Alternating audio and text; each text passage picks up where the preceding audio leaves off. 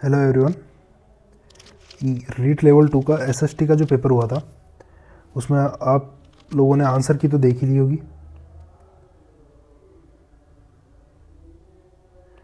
उसके आधार पे आपको अपने मार्क्स पता लग चुके होंगे।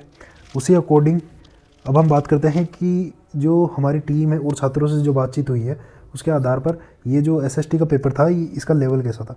तो छात्रों से बात करने के बाद हमें पता चला है कि भाई लेवल ये हार्ड था, क्योंकि देखिए इसमें जो प्रश्नों की प्रकृति थी, एक तो उसमें परिवर्तन किया गया था, साथ में जो प्रश्न पूछे जा रहे हैं जैसे जो कालक्रम वाले जो क्वेश्चंस हैं उनमें भी छात्रों को बहुत तकलीफ़ हुई है। अब देखते हैं कि क्वेश्चन का जो पैटर्न है वो किस तरीके का था।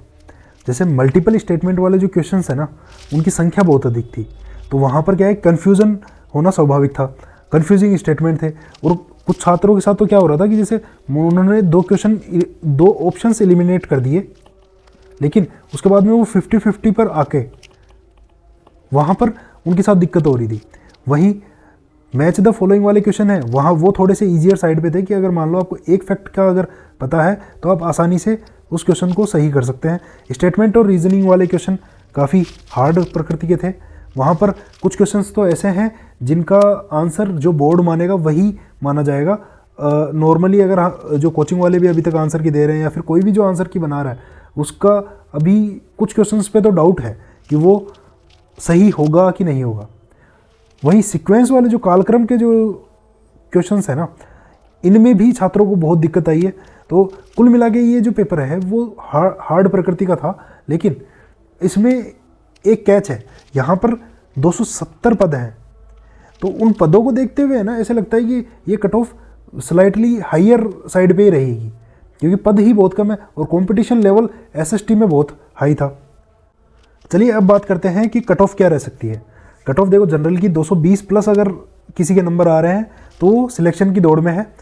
ओबीसी में किसी के अगर 215 प्लस नंबर आ रहे हैं तो वो सिलेक्शन के दौड़ में है। एमबीसी में 209 नंबर वाले, एससी में 200 नंबर वाले, एसटी में 200 नंबर वाले और ईडब्ल्यूएस में 213 प्लस अगर नंबर ला रहे हैं तो वो मान के चलिए कि वो सिलेक्शन की दौड़ में है।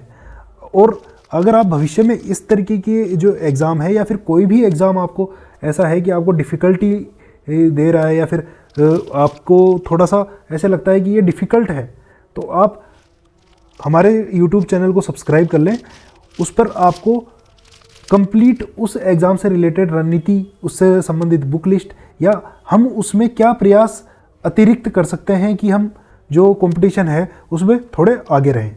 वहीं हमारे टेलीग्राम चैनल को भी ज्वाइन करें ताकि आपको जो भी जानकारी है वो सटीकता से प्राप्त हो सके। आपकी आंसर कीज़ आपको हमारे टेलीग्राम चैनल पे भी अपलोड की हुई मिलेंगी और अधिक से अधिक जानकारी हम टेलीग्राम चैनल के थ्रू ही बच्चों को प्रोवाइड करवाते हैं। धन्यवाद।